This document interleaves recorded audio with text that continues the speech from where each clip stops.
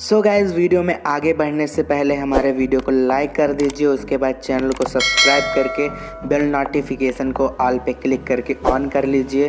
तो चलिए वीडियो को शुरू करते हैं। हेलो दोस्तों, मैं मनीष सोनी एक बार पुनः आपके अपने प्यारे से यूट्यूब चैनल MK's क्लासेज में स्वागत करते हैं। दोस्तों, आज हम लोग 10वीं कक्षा के गणित समांतर श्रेणी प्रश्नावली 5.2 के कुछ क्वेश्चंस बाकी थे। आज उसी को हम लोग क्या करेंगे, जो क्वेश्चंस बाकी थे उन्हीं को आज हल करने जा रहे हैं। 5.2 के पहले जो क्वेश्चंस 5 क्वेश्चंस लगा दिए हैं, उसका लिंक डिस्क्रिप्शन बॉक्स में दे दिया गया है। तो चलते हैं क्वेश्चन नंबर 6 से ये क्लास कंटिन्यू करते हैं। क्वेश्चन नंबर 6 क्या कह रहा है कि क्या समांतर श्रेणी 11, 8, 5, 2 डॉट डॉट का एक पद -150 है।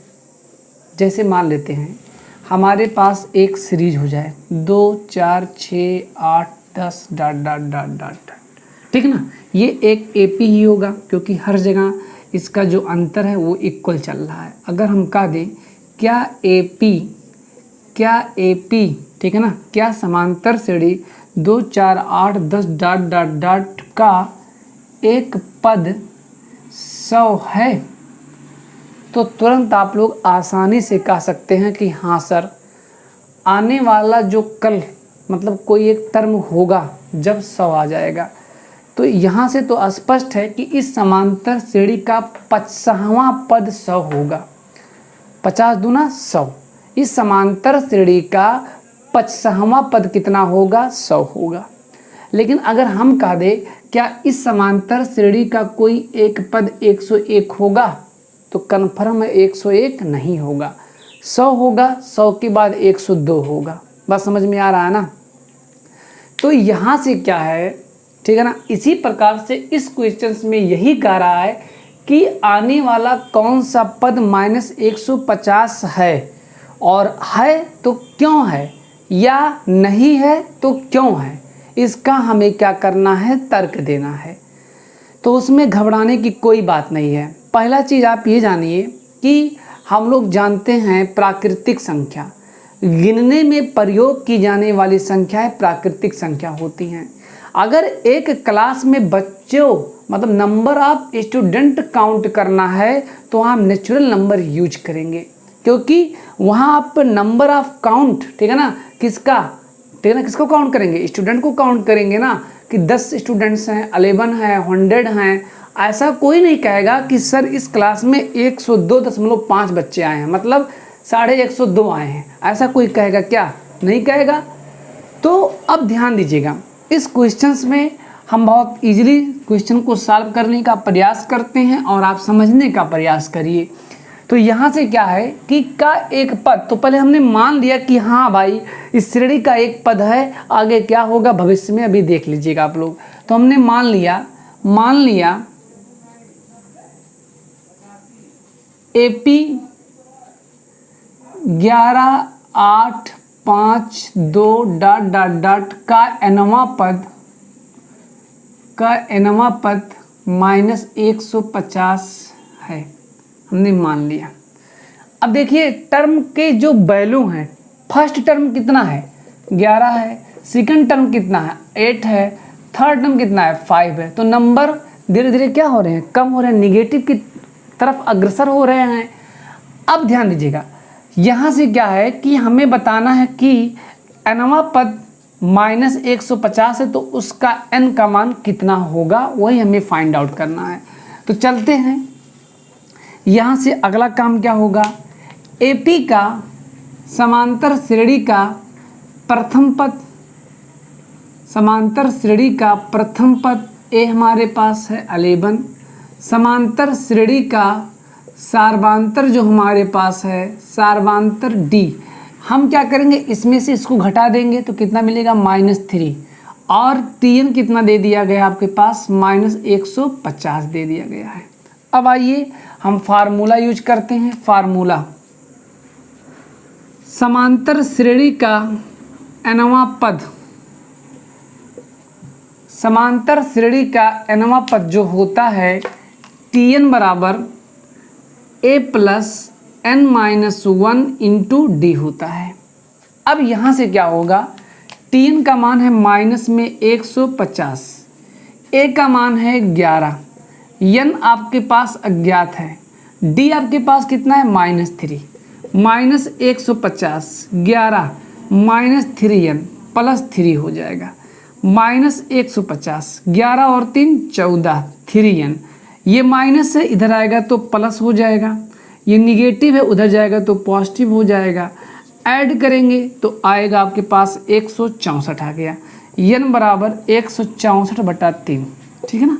ध्यान दीजिएगा, अगर n का मान एक प्राकृतिक संख्या आ जाए, n का मान एक प्राकृतिक संख्या आ जाए तो हम कह सकते हैं कि -150 इस श्रेणी का एक सदस्य है। और n का मान अगर एक प्रमेय, एक रेशनल नंबर हमें मिलता है तो अर्थात अंश बटा हर के रूप में मिलता है, अर्थात भिन्नात्मक मिलता है, then I can say that -150 is not any element in this AP। बात समझ में आ रहा है ना, मतलब इस श्रेणी का कोई सदस्य, कोई अवयव -150 नहीं है। तो देखिए 6 4 10 11, 11 3 से कटेगा, नहीं कटेगा, अर्थात n अगर डिवाइड करेंगे तो आपका 3 5 15 होगा, 3 चौके 12 होगा, देखिए कट रहा है, नहीं कट रहा है ना, तो आ गया 52 सही 2/3, जो कि एक आपके पास नेचुरल नंबर नहीं है। तो लिख देंगे चूँकि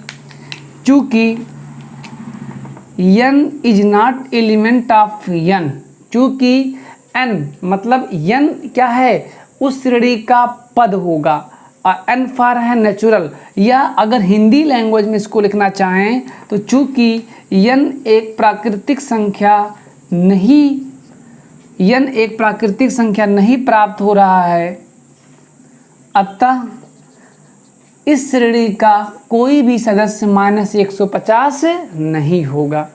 समझ में तो आया होगा ना। हाँ, n का मान एक नेचुरल नंबर आया होता, एक कोई ना कोई एक नेचुरल नंबर, एक धन पूर्णांक आया होता तो हम कह सकते थे कि हाँ ये इसका एक सदस्य है, लेकिन भिन्नात्मक आ रहा है। चलते हैं अगले क्वेश्चंस में, ध्यान दीजिएगा। हमारे पास जो क्वेश्चन नंबर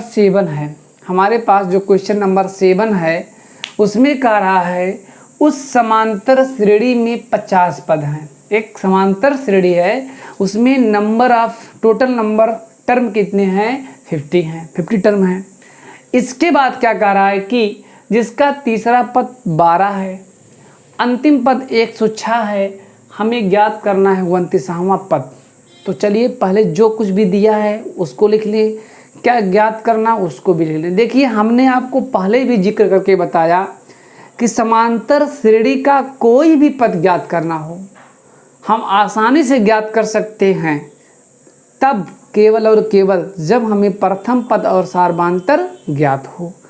लेकिन किसी क्वेश्चंस में अगर प्रथम पद या सार्वधातुक या दोनों ना ज्ञात किए गए हो, ना ज्ञात हो, तो हम उस क्वेश्चन के स्टेटमेंट से हम ए डी या दोनों ज्ञात कर लेते हैं, तब उस श्रेणी का हम कोई भी टर्म आसानी से ज्ञात कर सकते हैं।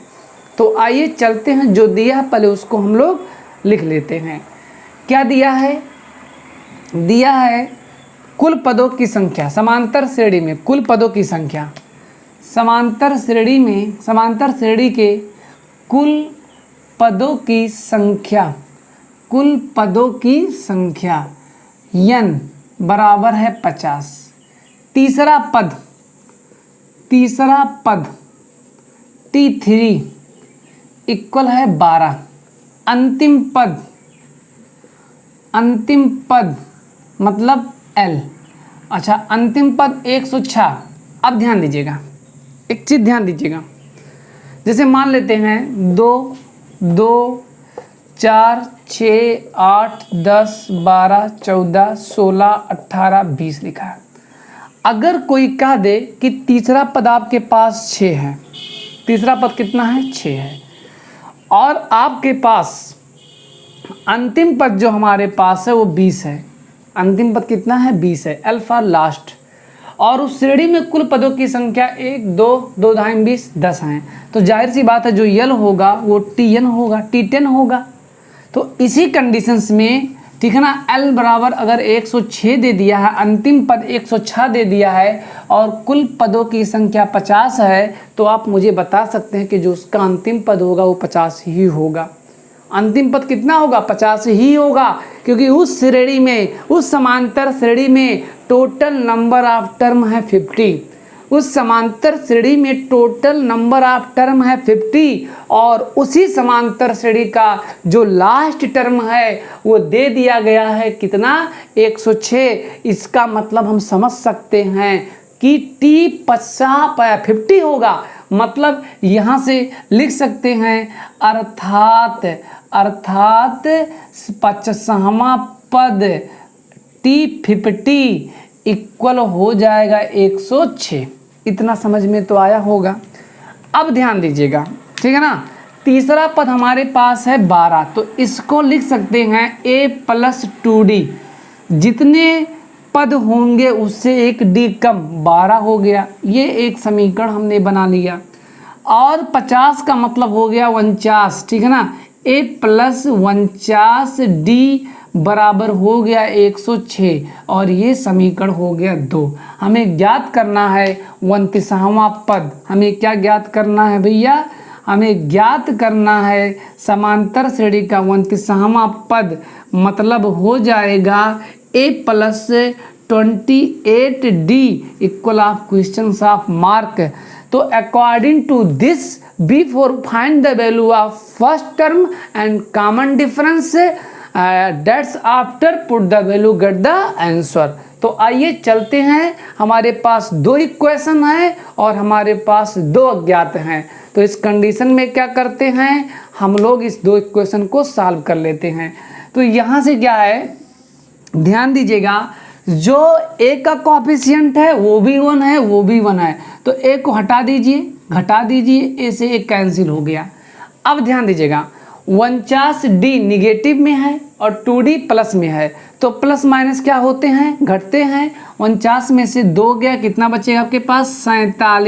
47D। बड़ा कौन है? 49, तो चिन्ह कौन सा लगेगा? माइनस लगेगा। इसके बाद 6 में से 2 गया, 4, 1। अब यहाँ कितना बचेगा? ठीक है ना। 10 में से 1 गया, 9, 94 बचेगा, ठीक है ना। 94, 4, 2, 6, 9, 1, 10, ठीक है ना। इतना हो गया। अब यहाँ से क्या होगा?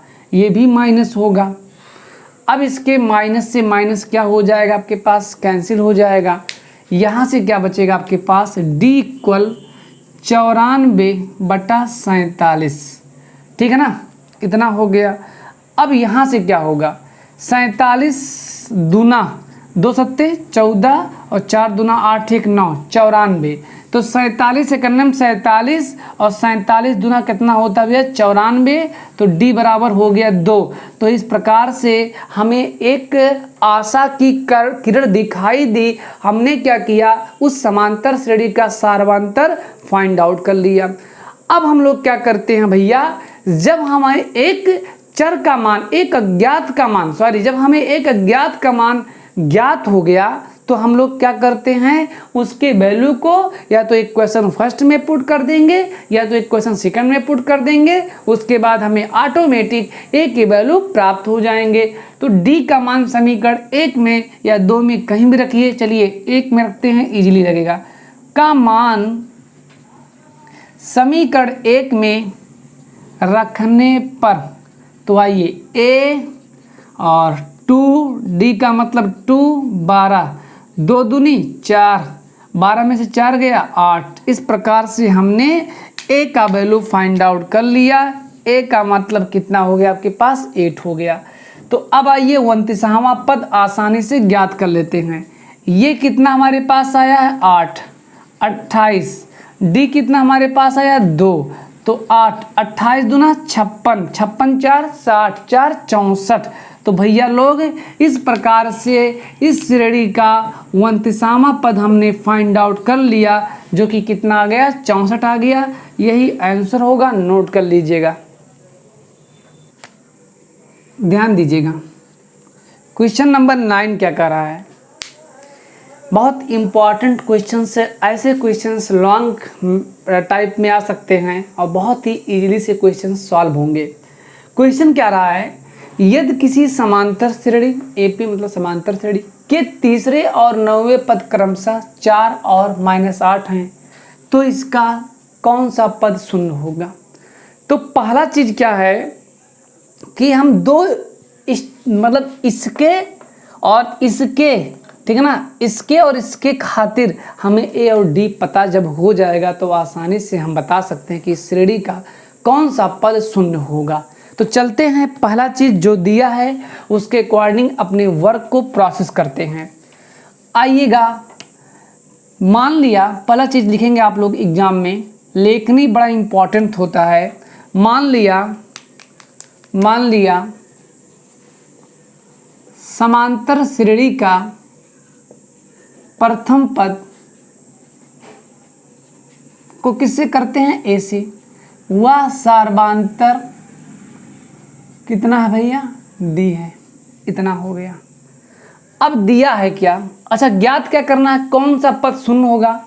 तो अभी चलिए इस चीज को बाद में कर लेते हैं। आइएगा, यहां से दिया है समांतर श्रेणी का तीसरा पद, समांतर श्रेणी का तीसरा पद का मतलब T3 कितना दे दिया गया है, 4। इसको लिख सकते हैं तीसरे पद को a+2d, a+2d। j पद रहेगा, d उससे एक कम चलेगा, इक्वल कितना हो जाएगा, 4। इक्वेशन नंबर इसे आप फर्स्ट मान लेंगे। इसके बाद क्या है कि समांतर श्रेणी का और कौन सा पद दे दिया गया है, 9वां पद T9, वो कितना दे दिया गया है, -8। तो इसको लिख सकते हैं 9 का मतलब 1d कम, तो a प्लस कितना हो जाएगा, 8d इक्वल -8। और ये इक्वेशन नंबर सेकेंड। दो समीकरण हैं, दो अज्ञात हैं। इस चीज़ को हम लोग भली भांति में जब छोटे छोटे थे तभी पढ़ चुके हैं। आइएगा, माइनस माइनस प्लस हो जाएगा, कैंसिल, -6d होगा, 8 4 12 होगा, 6 का 9 6 दूना 12, d इक्वल हो गया -2। तो हमने क्या किया, उसका कॉमन डिफरेंस फाइंड आउट कर लिया जो कि -2 आया। इसके वैल्यू को किसी भी समीकरण में पुट कर देते हैं। चलिए, का मान समीकरण हम 1 में रखते हैं। समीकरण 1 में रखने पर तो हमें मिलेगा क्या, a+2d कितना आया, -2 4। तो यहाँ से हो जाएगा a 2 दूना 4, निगेटिव में उधर जाएगा तो पॉजिटिव, a बराबर कितना मुझे मिलेगा, 8। अर्थात हमने उस समांतर श्रेणी का प्रथम पद और सार्वधातुक बहुत आसानी से निकाल लिया। इतना हो गया। अब हम लोग चलते हैं क्वेश्चंस की तरफ, ठीक है ना। मान लिया समांतर श्रेणी का nवां पद, ठीक है ना, शून्य होगा। क्या होगा भैया, शून्य होगा। ये चीज हो गया। अब यहां से क्या करेंगे, फार्मूला अप्लाई कर लेते हैं। फार्मूला क्या होता है, Tn equal a+n-1 into D, ये फार्मूला होता है। अच्छा भैया, nवां पद शून्य है तो इसको हम लोग 0 करेंगे। प्रथम पद कितना है, 8 है। अच्छा, ये न अज्ञात है और d कितना हमारे पास है, -2 है। इस चीज को सॉल्व करते हैं। 8 -2n प्लस कितना हो जाएगा, 2 हो जाएगा। अब यहाँ से क्या होगा, ध्यान दीजिएगा भैया। हाँ, माइनस माइनस प्लस सही है, -2n है, इधर आएगा तो +2n हो जाएगा। और 8 2 10, तो n बराबर हो जाएगा 5। ध्यान दीजिएगा भैया, हमने n के वैल्यू को फाइंड आउट कर लिया। अर्थात इस समांतर श्रेणी का जो 5वां पद होगा वो क्या होगा, शून्य होगा। अच्छा, इस आंसर के हम लोग चेक भी कर देते हैं कि सही है कि गलत है। तो एक काम करिए, 5वां पद ज्ञात कर लीजिए। 5वां पद का मतलब 1d कम 4d हो जाएगा। a का मान है 8 4 और d का मान -2। हल करेंगे तो कितना मिलेगा, 0। हमने निकाल दिया कि श्रेणी का पांचवा पद कितना हो रहा है, 0 हो रहा है, जो कि हमने उत्तर का जांच कर दिया। अब आप सेटिस्फाई हो सकते हैं, बट ठीक है ना, ये एग्ज़ाम में आपके लिए इम्पॉर्टेंट नहीं है, बस आप खुद के लिए सेटिस्फाई हो सकते हैं। तो इस प्रकार से क्वेश्चन नंबर 9 भी हम लोग पूरा कर चुके हैं। ध्यान दीजिएगा, क्वेश्चन नंबर 10 क्या कह रहा है, किसी समांतर श्रेणी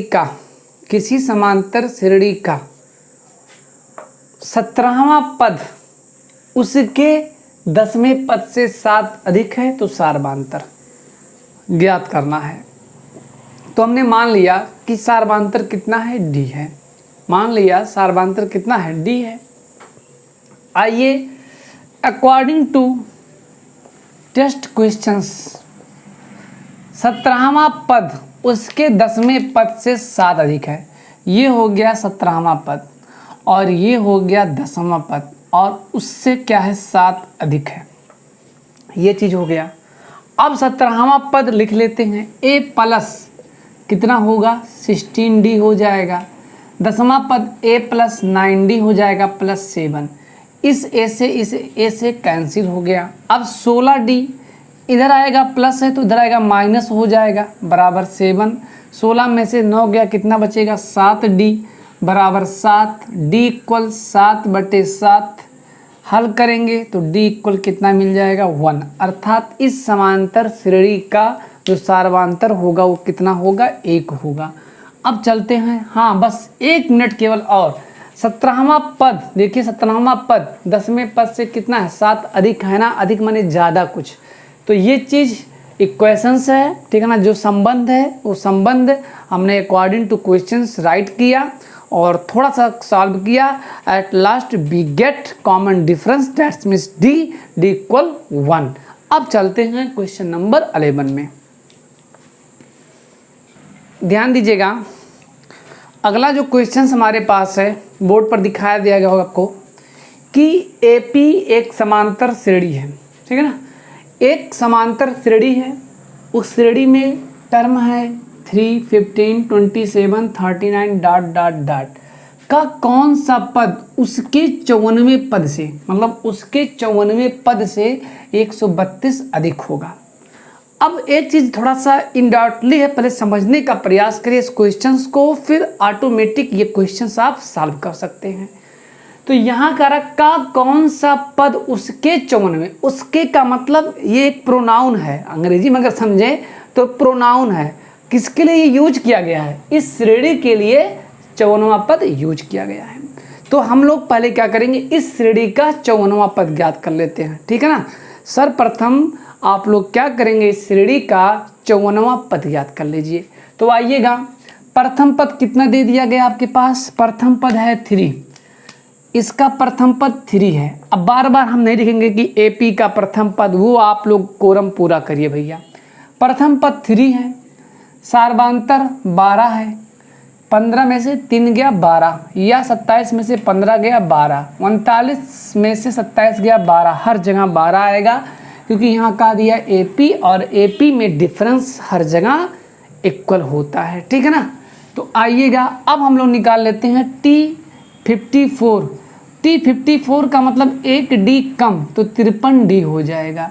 ए का मान है 3, 53, डी का मान है 12, तो 3 प्लस 12 3 36 के 6 हासिल 3, 12 पंचे 60 और 3 63, ये हो गया। और 3 उसमें ऐड कर देंगे तो आपको मिलेगा कितना, T54 बराबर 600, 6 3 9, 639, मतलब इस श्रेणी का 54वां पद निकल गया। अब कह रहा अकॉर्डिंग टू टेस्ट क्वेश्चंस, कह रहा कि कौन सा पद, तो लिख लेते हैं पहले। मान लिया, ठीक है ना, माना इस समांतर श्रेणी का nवां पद,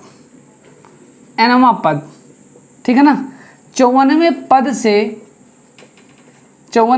से 132 अधिक है या अधिक होगा, उसी के लैंग्वेज में। अर्थात अब इसको हम लोग बाई मैथमेटिकल इक्वेशंस के फॉर्म में लिखते हैं। तो माना इस समांतर श्रेणी का nवां पद 54वें पद से 132 अधिक है। तो nवां पद का मतलब Tn होगा, 54वां पद ये हो गया और 132 ज़्यादा है मतलब प्लस हो गया। अब यहाँ से 54वां पद 639 है और उसके बाद में 132 हमने ऐड कर दिया। तो इस कंडीशन में क्या होगा, ठीक है ना, हो जाएगा आपके पास, इसको थोड़ा सा ऐड कर लेंगे तो हो जाएगा 9 2 11 3 3 6 और 6 और 1 कितना हो गया 7, 700 कितना हो गया भैया 61। तो आइएगा चलते हैं यहाँ से क्या होगा, ठीक है ना, थोड़ा सा एक की त्रुटि हुआ है, 3 3 6 और 1 कितना होगा 7 होगा। अच्छा Tn का मतलब कितना होगा भैया a plus n minus 1 into D. अब a का मान कितना है, a का मान है 3, n अज्ञात है और d का मान कितना है 12 आया है। इसको थोड़ा सॉल्व करेंगे तो 3 प्लस 12n माइनस 12 ये हो जाएगा और इक्वल 771 ये हो गया। अब इसके बाद में 12n और माइनस 9 इक्वल 771। अब इसके बाद 12n 771 और 9 उधर आ जाएगा तो कितना हो जाएगा, 1 मिनट रुक जाइएगा, 12n इक्वल माइनस 9 उधर जाएगा तो प्लस 9, 771 और 9 700 कितना हो जाएगा 80। और इस प्रकार से 12 पंचे 60, 12 छक 72, 12 छक 72, 12 पंचे 60, 12 से काट दीजिए, ठीक है ना, 12 करने में 12 और 12 पंचे 60, 12 छक 72, 12 छक 72 और 6 78, तो 6 हो गया, 12 पंचे 60, तो n का मान कितना रहा 65। अर्थात कौन सा पद 65वां पद ऐसा होगा जो उसके 54 पद से 132 अधिक होगा। अब चलते हैं अगले क्वेश्चंस में, ध्यान दीजिएगा।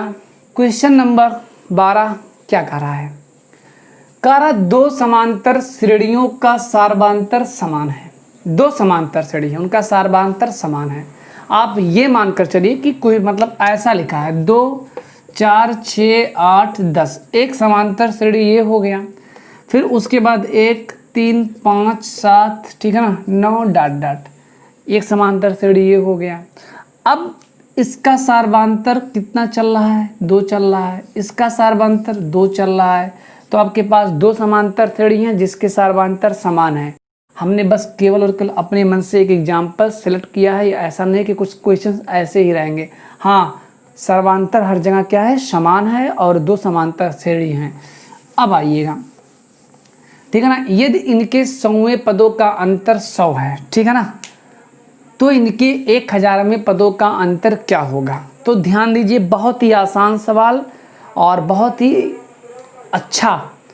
तो यदि इनके 100वें पदों का अंतर 100 है, 100वें पदों का अंतर कितना है भैया 100 है, तो यहाँ से क्या होगा कि मान लिया पहला समांतर श्रेणी है उसका प्रथम पद ये है और दूसरा समांतर श्रेणी है उसका प्रथम पद कितना है a डैश है, ठीक है ना। इसका सार्वधान्तर d है, इसका भी सार्वधान्तर कितना है d है। तो इसका जो 100वां पद होगा ये t 100 मान लेते हैं और इसका जो होगा वो t डैश 100 मान लेते हैं। इनका जो अंतर है वो कितना है भैया 100 है। इतना समझ में आया ना। अब ध्यान दीजिएगा, a प्लस 99d हो जाएगा minus a dash plus 99d हो जाएगा। ये बात समझ में आ रहा है ना। इक्वल 100 डैश कहाँ लगाए हैं क्योंकि सार्वधान्तर समान है, ना कि प्रथम पद दोनों का इक्वल है। अब आइए इस चीज को थोड़ा सॉल्व कर लिया जाए तो हो जाएगा क्या a प्लस 99d ब्रैकेट खोलेंगे तो a डैश प्लस माइनस हो जाएगा और इस प्रकार से आप क्या पाएंगे कि plus minus cancel, a minus a dash equal 100 पा लिए। हमने दोनों समांतर श्रेणियों के प्रथम पदों का अंतर 100 पा लिया।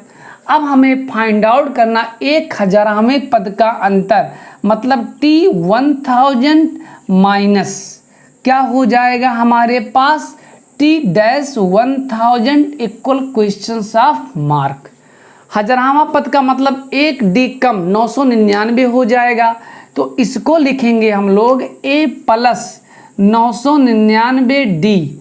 अच्छा भैया, minus a plus 999 D dash.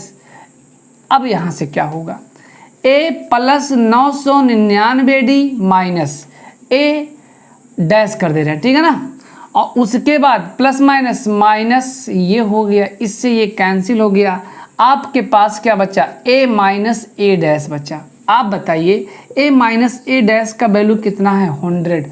और इस चीज़ को हम लोग 100 लिख सकते हैं फ्रॉम दिस। अर्थात क्या पूछा था, हमें पूछा था हजारवें पद का अंतर। हजारवें पद का अंतर कितना होगा भैया, 100 होगा। इस प्रकार से हम लोग क्वेश्चन नंबर 12 तक ख़त्म कर चुके हैं। तब तक के लिए सभी दोस्तों से नमस्कार। अगला क्वेश्चन हमारे अगले वीडियो में रहेंगे।